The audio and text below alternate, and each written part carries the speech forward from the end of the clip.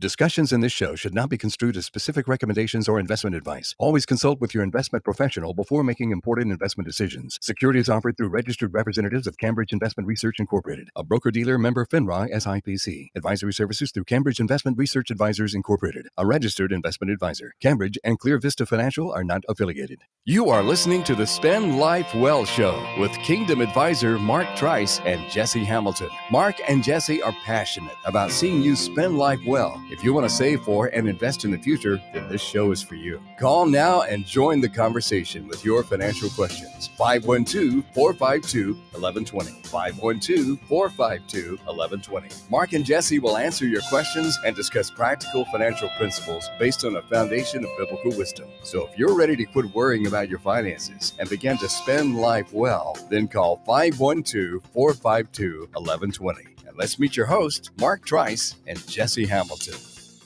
Well, Proverbs 22:6 says, "Start children off on the way they should go, and even when they're old, they will not turn from it." Folks, I am Certified Kingdom Advisor Mark Trice, and I want to welcome you to the Spend Life Well Show, where we apply biblical wisdom to your financial journey. Now, this is a live call-in program, and you can join us anytime with your financial questions or anything you want to talk about at 512-452-1120, 452-1120. Jesse has the weekend off. He's visiting with some family in the Great White North, or not quite the Great White North, but pretty close to there. And we wish him safe travels and so forth. So it's just me today, and we're going to have a fun conversation. It's Father's Day weekend, and we're going to talk about some things later in the show about things that we learn from our fathers. That doesn't have to be about finances. It can just be words of wisdom that Dad may have shared with you and given to you over the years. And then we're also going to kind of talk about some of the things that our Heavenly Father bestowed upon us. You know, there's more than 2,000 verses in the Bible dealing with wealth and possessions. I mean, so he had a lot of advice about us to how we manage money. So give us a call here in the studio, 452-1120. What did Dad teach you about money? What did Dad teach you about just anything in general, honoring our fathers this weekend? So this was a busy week in the news when it comes to personal finance. A lot of information coming out from the Federal Reserve. The stock markets had a pretty pitiful week, and we're seeing things like inflation continue to rise. Gas prices are still up over $5 a gallon nationally. That's continuing to tick up. And so a lot of things were going on. I think one of the biggest news stories this week was the Federal Reserve. The Federal Reserve had their summer meeting, the June meeting, on Tuesday and Wednesday, and we watched in our offices the press conference of Jerome Powell during the afternoon. And we learned that the Federal Reserve was going to raise the overnight Fed fund rate to an additional 0.75%. Now, that is the largest increase since the early 90s. They've never done a 0.75% change in that rate since the early 1990s. And that was not the surprise. I think people were expecting 0.5% raise because they had been forecasting that.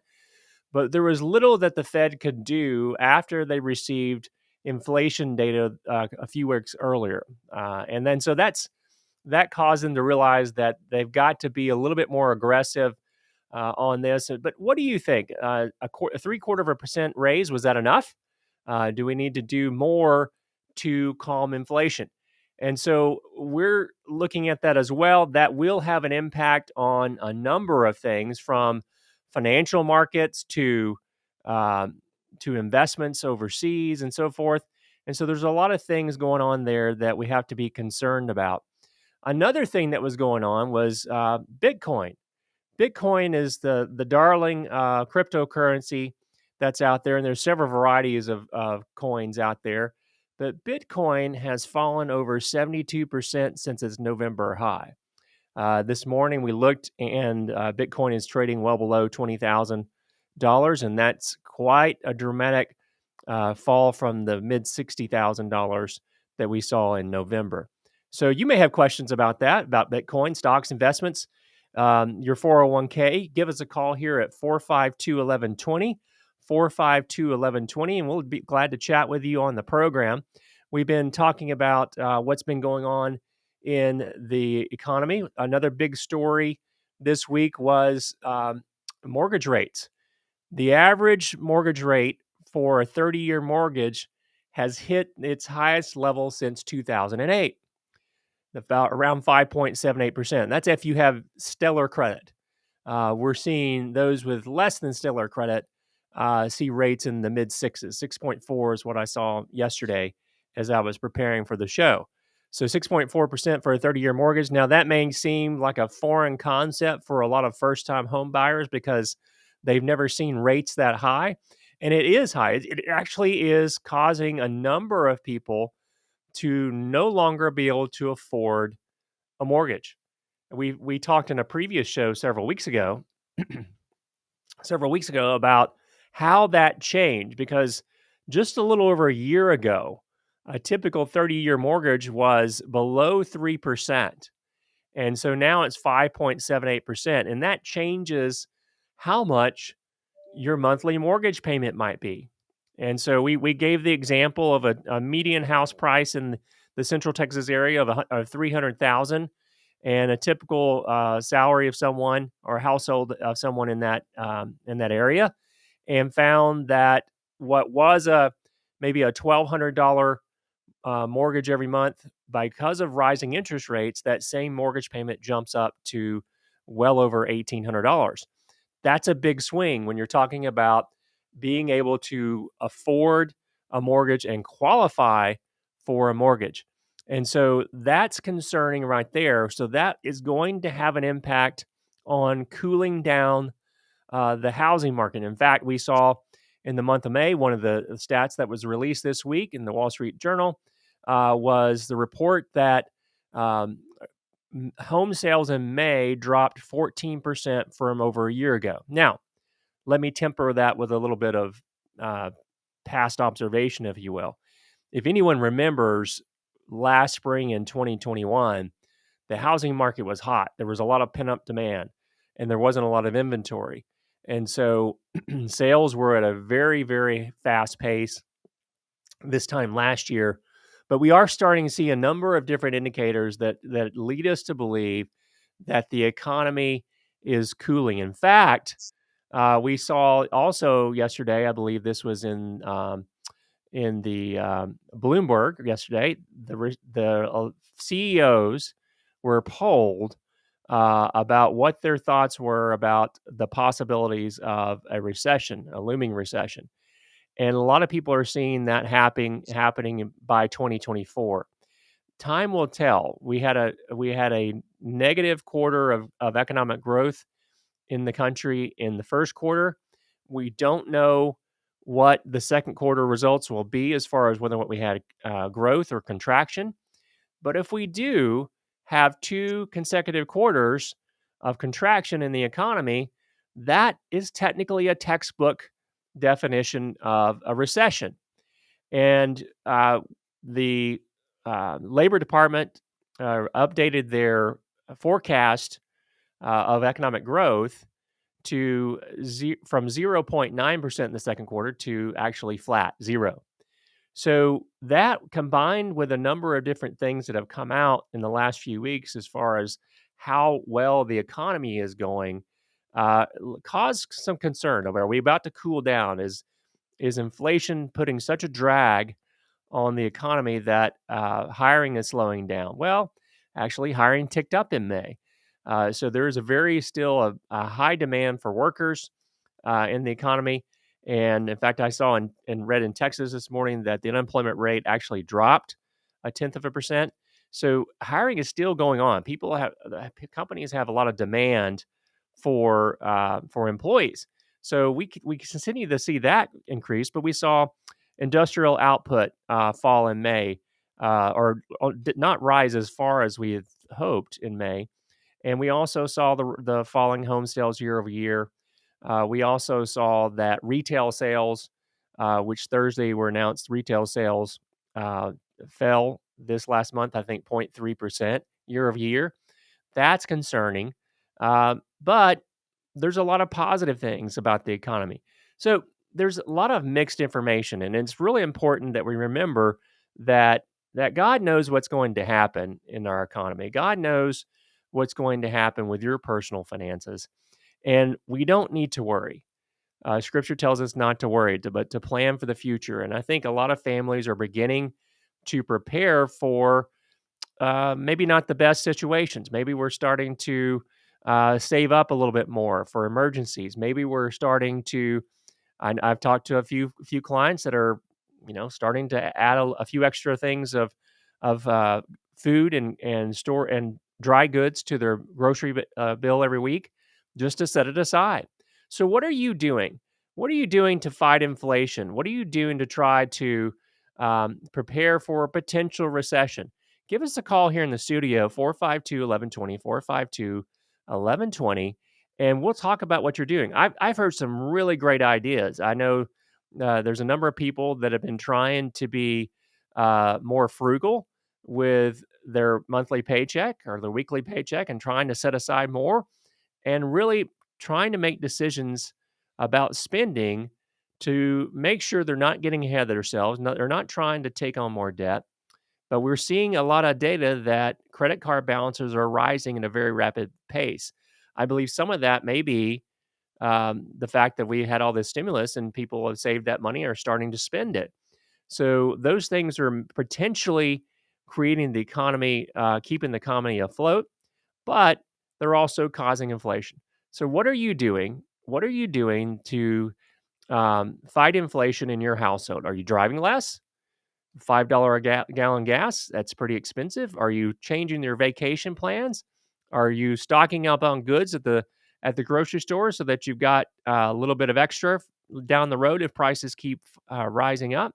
Let us know. Give us a call here in the studio, 452-1120, 452-1120. It's Father's Day weekend. Happy Father's Day to all the fathers, and we want to say a special thanks to our Heavenly Father. And For thankful for having the ability to have this show and talk to you, the Bridge listeners, about personal finance. And we want to thank you for listening today.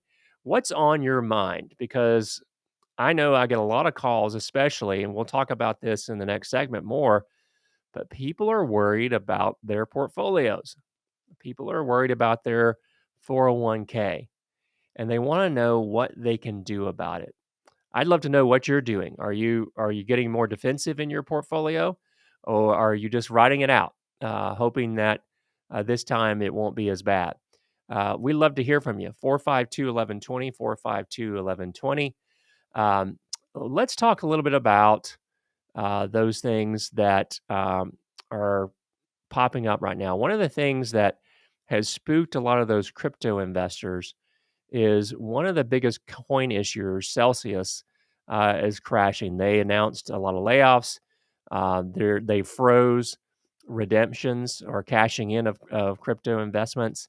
That really has spooked a lot of folks. I know I have a former coworker with that works at one of the large crypto companies, and they went through a massive layoff this week, laying off about 18% of their workforce. So there's a lot of things happening in that market. Will we see regulation around the crypto industry anytime soon? I don't know. There's a lot of talk about it, but that's one of the things that a lot of people like about crypto is that there's not a lot of regulation. But come and give us a call, 452-1120. We love to talk to you about what's on your mind with the economy and your investment portfolio, rising interest rates. Any of you that have been out there trying to buy a home, have the rising interest rate mortgage rates caused you any trouble? Have you had to change your perspective on the type of home that you want to buy? And has it changed how whether you've delayed that decision or not? We want to hear from you. 452-1120. I think that really a lot of things are impacting our pocketbook, the biggest of which is $5 a gallon gas. I know one of the things that tends to be bantered back and forth in Washington, D.C. is, what are we doing to help the price of gas come down?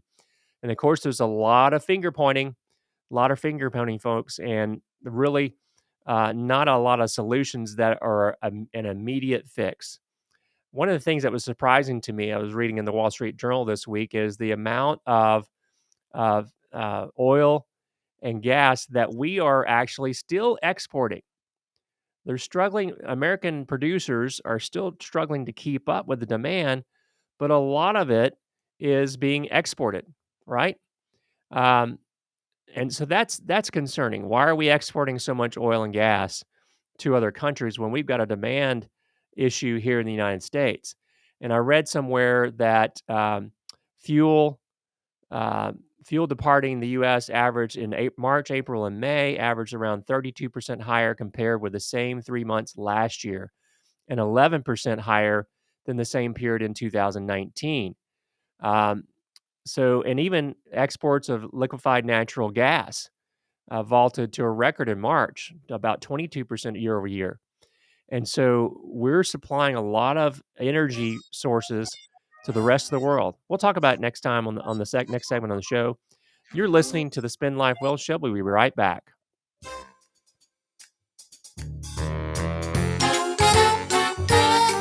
Do you worry about your finances? Wonder how you're going to get your kids through college, or just simply dreaming about the day you can retire? Hi, I'm Mark Trice from Clear Vista Financial. At Clear Vista, our team of financial advisors help you worry less by guiding you down the road toward your financial goals. Connect with the Clear Vista team by going to our website at spendlifewell.com. Securities through Cambridge Investment Research, Inc., a broker-dealer member FINRA, SIPC. Advisory services through Cambridge Investment Research Advisors, Inc., a registered investment advisor. Cambridge and Clear Vista Financial are not affiliated.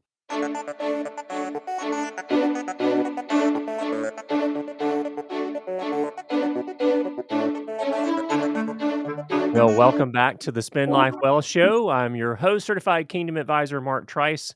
We are a group of financial advisors that love the Lord and want to honor Him by sharing God's biblical wisdom about your wealth and personal finance. This is a live call-in show. You can give us a call at 452-1120. We're thinking about dads this weekend, and as it being Father's Day, and so we love to hear from you about things that Dad taught you that you still remember. And we'll get into that more in just a moment. But we're going to talk a little bit about what happened in the markets this week. So, Friday, the markets ended with a little bit of a whimper. That was a gradual update. But for the week, the S&P 500 fell about 5.8%, and that was off of a pretty dismal Friday before. We saw that, and this was the worst decline in the market since March 2020. March 2020. Anybody remember that month? Yep, that was when the pandemic was beginning to be discovered and in full blown. Things were being shut down, and it was kind of a scary time. So it was the worst week for the S&P since March 2020. The Dow Jones Index, which is the 30 of the largest companies in the country, are on the S&P 500 index that are on the Dow Jones Index. That fell 4.8% for the week. That was the biggest drop since October of 2020. We've already been talking about crypto for a little bit. Crypto has fallen quite a bit with a lot of folks that are getting a little nervous about things. That is something that is concerning to a lot of investors that are our listeners and so forth. But the NASDAQ down 4.78% for the year. Let's see here. The S&P 500 is down 22.9. The NASDAQ's down 30.9. The New York Stock Exchange down minus 17.8. And, we're looking at the bonds index and so forth, looking at 20-year treasuries. The 20-year treasury index that we use is down about 24%. But our engineer, our producer in the studio says we have a call from Trent. Trent, you're on the Spend Life Well show. What's your question? Hi, Mark. Good morning to you, and thanks for holding out solo this morning. Yeah, well, it's a little bit harder when you don't have somebody to talk to, but I'm glad you called. You're now the co-host, Trent. Oh, What's your question? I help you out a little bit. Well, I got two kind of haunting questions. All right. One is, you remember all the manipulation couple of years ago when the market started quickly down in about February of 2020, and the Fed or the Treasury, they reached in and they started buying up things to Yep. Stabilize things, and they Yep, pumped they a are lot adding of $180 billion of treasuries and mortgage-backed securities a month, plus yeah. all the I mean, stimulus that put into the just economy. yeah, they put tax dollars basically into the economy, or they created money. They were churning out money like crazy at the mints, and of course that didn't help our inflation possibilities. So anyway, that staved off and caused the market to start back up in confidence. Uh, and it went all the way back up fairly quickly with that strategy.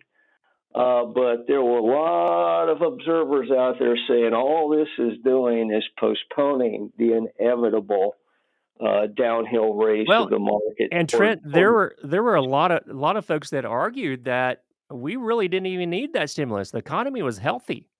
And yes, there would have been a slowdown from the shutdown, but did we really need all that stimulus to keep the economy running? And so there's Right. a good debate there. But what's your question about, Yeah, and so that what's the brings effects of the that? current moment. Do you think that move, that decision, that strategy, that manipulation only postponed the inevitable track downhill and toward a fairly deep recession? Well, we were starting to see a few signs that things were starting to slow down a little bit, but there was enough data out there, I believe, that said the economy would have kept on going, but not at the pace that we had seen during the Trump administration, of really much higher than we had seen in the last 12 years of economic growth. So, it's one of those things, Trent, that we can, in hindsight, we can debate about and said, well, it would have done this, would have done that. But I think that we would have, the global economy was basically shutting down, and that's not that's not the same as the economy shutting down. In other words, we artificially put the brakes on, and we've never done that around the world. We've never done anything like that. And so I think we're still going to be talking about the effects of the pandemic shutdowns, the effects of so much stimulus. What's that going to do going forward? I think that, yes, in some ways you delayed an economic recession. I think we're beginning to see that's happening now, but it's because of a number of other different factors that are out there. Demand is falling off. So I think you're right that it just inevitably delayed it a little further, but I have no idea. I don't have a crystal ball to say that we were on the cusp of a recession in late 2020 with all this stimulus. I think that the stimulus has caused a lot of harm to our economy. Despite what the president said this week, he was talking about U.S. inflation being lower amongst all the other developed nations, and we're in fact the highest. I don't know if he just got his cue card messed up there, but we in fact of all the larger developed nations have the highest inflation of all them, and it's because we in part introduce so much stimulus into this economy, and that's going to have a negative impact at some point. We're seeing that through higher inflation, and we're probably going into a period of stagflation, of high inflation and low economic growth. You also, Trent, had a question about oil producers and so forth. Can you give me a little bit more information about what your question is? Yeah, I do. We're all still complaining about the $5 across the nation average price at the pump. But meanwhile, last week, oil producers and oil companies, their stock just plummeted 20% Yeah, some of them did. over Yeah. a week's time. And I just wonder, has anybody noticed that, or how is that explainable in terms of their profit level still remaining high? Sure. Okay. I'll answer your question and go ahead and let you hang up there, Trent. But, I think one of the things that was obvious this week is, well, we have been waiting for this for some time. Just the law of averages says that the price of a stock will revert to the mean at some point. In other words, it'll revert back to the averages. And we just have not seen a dramatic decrease in oil company stock prices in some time. In fact, when we measure, there's an ETF index that we measure that tracks the energy industry. That took a big hit in the last 2 weeks as well, and we were expecting that, not knowing when that would happen. But this could be just a pause that refreshes in the energy sector to maybe allow that to continue to go on up. We don't have a crystal ball. We don't know exactly what that particular sector will do. I will tell you that I have a firm belief that oil demand is not going to fall right now, and even with $5 a gallon gas. And so, while we were not surprised that we saw that big decline in energy stocks this last few weeks or so, um, it we never like to see that happen. I mean, the energy sector before this little pullback here uh, was up about 52% for the year, looking at the ETFs, and so that was not surprising, but at the same time, it was unexpected from the standpoint of the energy companies have been doing so well for so long. So we have another caller into the studio today. We've got Ethan on the line. Your name sounds familiar, Ethan. Do I happen to know you? Yes, happy Father's Day. Oh, hey, you're one of mine. Yes. Who is there with you? Faith. Faith. Hi, Faith. Hi. Hi. There's a little bit of delay on the phone here, but I'm glad you all woke up because today we're talking about money on the show and what you learn from. Well, I guess you learn from me and probably mom too. I can't take any credit for it, but tell our listeners how you manage your money. I think you've got some things that you use to manage your money. What do you use to manage your money when you earn an allowance or maybe somebody gives you a gift of some cash? I use money jars, giving, savings, and spendings. Yeah. First, I 10% in givings, Yeah. and then 20% savings, and then I put the rest in spendings. So if you're listening and the listeners know that our household, this is what we teach our children from a very early age. Because Faith, how old are you? 8.5. 8.5. Oh yes, we're almost 9. I remember that. You're getting old too fast. So Faith, do you remember how old you were when you started using your money jars? 3. 3. Okay. So because you earned a little money with doing chores around the house, right? Extra chores. Yeah. Yeah. Okay. So do you remember what the 3 jars are? I know Ethan just said them. What are the 3 jars? Giving, savings, and spendings. Okay. Which is the most important to you? Giving. Giving, right. So whenever you get a little money, you put 10% or more into the giving jar, right? Mm-hmm. Okay. And then you were going to save a little bit too. Yeah. Yeah. So, and the third jar is spending. And that's, folks, is kind of how we should be organizing our finances or our monthly budgets every month. We should be giving, we should be saving, and we should be using the rest for funding our lifestyle. Faith and Ethan, what do you like to spend money on that you've earned after you give and save? Toys. Toys. Oh, what kind of toys do you like, young man? Airsoft and swords. Airsoft and swords. You don't like what are those little plastic little thingies with the bumps on them? Legos. Legos. I've seen a few Legos around the house, folks. I step on them every night when I go upstairs, or perhaps we see the latest creation. What do you like to spend your money on, Faith? Stuffed animals. Stuffed animals? Okay. Do you have a fair amount of stuffed animals? What's your favorite? Bunny. What? Bunny. Okay, bunny. All right. So Ethan and Faith are on the show this morning talking to us about money. They've talked about their 3 money jars that they have in each of their rooms. So how do you guys make money? You're pretty young to have a job, Through chores. chores and stuff. Speaking of which, Ethan, have you mowed the lawn yet? Almost. Not yet. Almost. I wait to see what almost looks like when I get home later today. Ethan, how do you earn some money? Through chores. So Faith, I meant Faith. I'm sorry, I already asked you that question. Well, same thing. Same thing, sure. chores. Yep.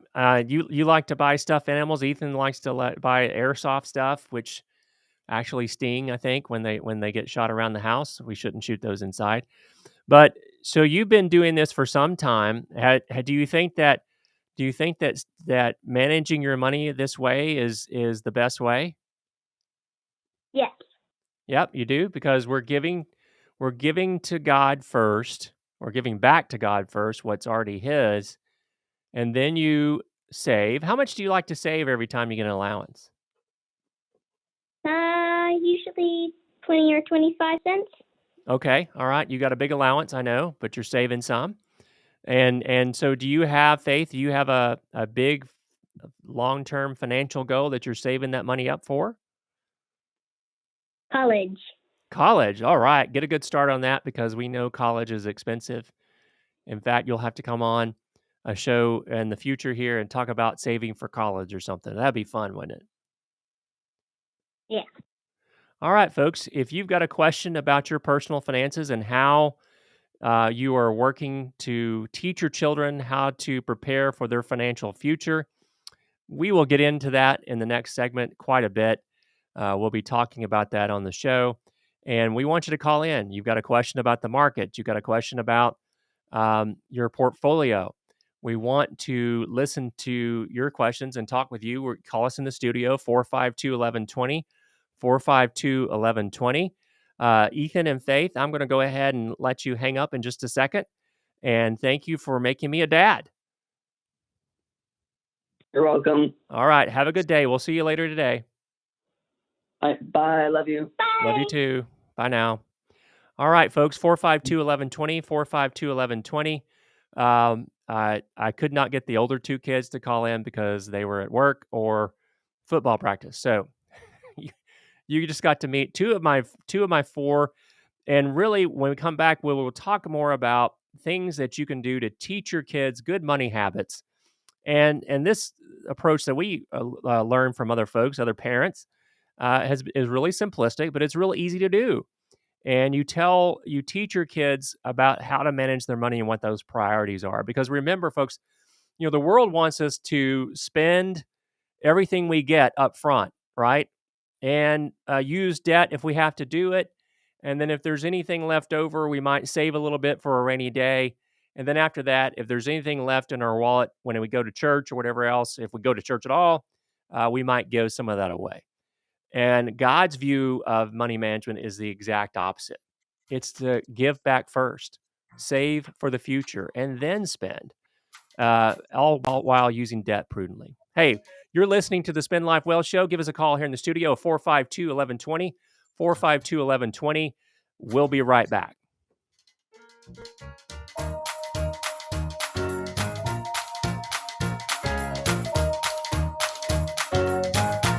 Discussions in this show should not be construed as specific recommendations or investment advice. Always consult with your investment professional before making important investment decisions. Securities offered through registered representatives of Cambridge Investment Research Incorporated, a broker-dealer member FINRA SIPC. Advisory services through Cambridge Investment Research Advisors Incorporated, a registered investment advisor. Cambridge and Clear Vista Financial are not affiliated.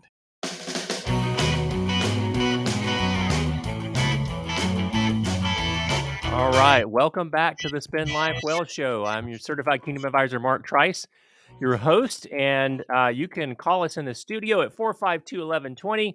We've had a number of folks call in today talking about the markets, the economy, and a few little ones called in to say Happy Father's Day and talk about how they manage their money. We're talking about things in this Father's Day weekend, lessons that we've learned from our dad. Lessons that we've learned from a dad. It doesn't have to be about money, but just as a thank you to say to all the dads out there, Happy Father's Day. It's so important that you be in the lives of your children, not even when they're young, but when they're old too. I know one of the best things about being an adult and having my dad live close by is just being able to talk to him and ask his advice on a number of different things. And a lot of times I joke with my dad about this because he's not going to really tell me what to do. He never has, but he'll help me process things. And so today we're talking about things that we learn from dad. One of the things that we're trying to convey on to our children is to make sure that they give first, save second, and spend last. And as they progress in age, there's a number of different things that we're working on them with to make sure that they're prepared for the future. Folks, we're going to make mistakes. We all do. And right now, with our eldest, she's preparing for college. And one of the things that we were and she was actually the kind of the driver of this. She does not want us as parents or her to take out any debt for college, to pay for college. So that means we're going to do things a little bit differently. We're going to have to cut some corners, trim some expenses and things to try to cash flow those college expenses as they come up. And of course, I'm expecting that first bill here in about 3 or 4 weeks. I'm a little nervous about what it's going to be, but we're doing things to help prepare for that. But the number one thing that we wanted to avoid with that is not taking on any debt. There's a general rule of thumb when you're trying to help a child go into college or trade school or different types of schools like that to prepare for their careers. There's a general rule of thumb that you don't want them to take on more debt than what maybe perhaps their first year's salary out of college might be. Okay. So if you're going to be an educator or school teacher, that might be $40,000, maybe $50,000 in the Austin metro. All right. Don't take on any more student loan debt than that first year's salary. Now, our goal is to avoid any student loan debt. That's going to be really hard. I don't know if we'll be successful in that, but that's our goal. And so don't take on any more debt, student loan debt, than your child will make in their first year out of college. And so an engineer might make more. If you're going to continue on with education beyond a 4-year degree, that's going to be even more important to keep that debt level low. I think it was one of the things that really overwhelmed me as a young adult was taking on all that debt to pay for college. And we've had a show talking about those things, but it was quite the burden. With our second child, the one of the two middles, he's wanting to have a car when he gets his license. We're not going to buy that for him. We're going to help him with that. So he's got to save up for that financial goal. And he's doing a good job of that. He's not going to be able to get the truck that he would like at first, but you know what? We don't really need a fancy truck when we're 16 years old. We need something that gets us to school and sports practices and things like that. And later on, we maybe can upgrade a little bit with that. But give us a call here in the studio. We're talking about dads this week and things that we learn from dad. One of the biggest financial, really just a life skill that I learned from my father was just simply work hard at whatever you do. Work hard and put all your effort into it. And there's scripture, and I'm going to misquote this, so I better not say the verse, but I think it's in Colossians. Work for as if you're working not for man, but for the Lord. So someone call and correct me if I've got the chapter of the book wrong on that. Work as if you're working for the Lord, not for man. And when I took that verse to heart, I mean, I like to work. I really do. I started working early in my teenage years. I was fortunate enough to get a job in a medical supply and physical therapy store in my hometown of Mount Pleasant, Texas. And a great family there allowed me to work there during the summer times and some during the school year. It's a little hard working in high school in the school year when you're involved in so much stuff, but they allowed me to do that. And, I also started a little business mowing pastures and things for farmers around the area where I lived, trying to make a little extra money there to save up. And so I've always been an entrepreneur, but the ethic that I observed from my parents and dad especially, dad worked extremely hard. He was an educator. Of course, he worked throughout the year as an educator and a coach, but he would often get a summer job. And sometimes those jobs were extremely physical in nature. I remember one summer, uh, uh, yeah, thank you, Daniel, for giving me the correct verse. Colossians 3:23. Do everything as done to the Lord. Thanks, man. See, you should be the co-host from now on. I remember my dad working the summer. One summer, one of his jobs was is they were replacing all this wooden stadium seating with metal stadium seating in our hometown. And that, he had a crew of high school kids that wanted to work as well. They was leading, but that was, it's Texas. It's summertime. I think the high today is going to be well over 100 degrees. Hard physical labor. I know many of you do hard physical labor as well in your careers, and hopefully your children are appreciative of that. I know I was certainly appreciative of the hard work that my dad and mom put toward trying to provide for us. So what things do you remember? We've got a few minutes left in the show. Would love to hear from you. 452-1120, 452-1120. We were talking about things that I learned from dad, and one of those things was the work ethic, to work hard at everything that I do. The other was really, making sure that we saw him and mom give. Now there wasn't, we didn't have jars when we had jars. We didn't have the money jars that we did for our kids, but he taught us that we should be giving, and that's something that is so important. He reinforced that. I think one of the things that he made certain of is that every Sunday we were going to church. Every Wednesday we were going to Royal Ambassadors or youth group or whatever during those times. And so he taught us the importance of spending time with the Lord in worship with other fellow believers, and the importance of giving. So, Dad, thank you for those things. Those are very important. Now, I never saw my dad. I never saw my dad, break out the QuickBooks and things. When I was living at home, computers weren't a big thing. We had one of those early Apple IIs or wherever they were. That it's funny they run off of 64K of RAM, and they were colossal giant things. But never saw QuickBooks. I never saw QuickBooks until much later on. But I did see evidence of my dad doing a budget, and it was on his desk. We had a extra bedroom. He had a desk in there, and he would have a notepad out, and I could see him figuring out his spending plan for every month.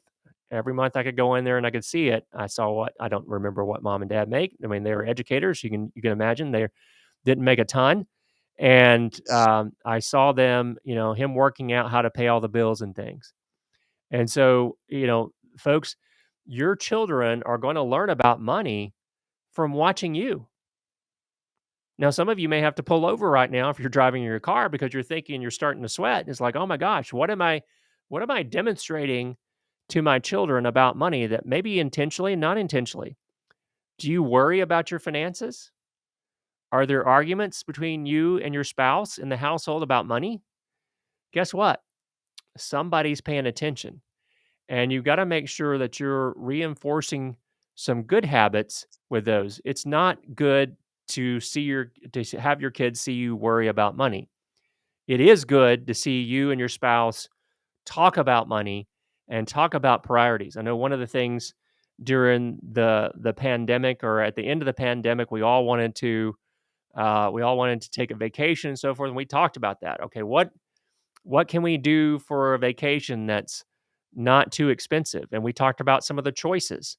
We love to go to Colorado when we can, or to the beach sometimes.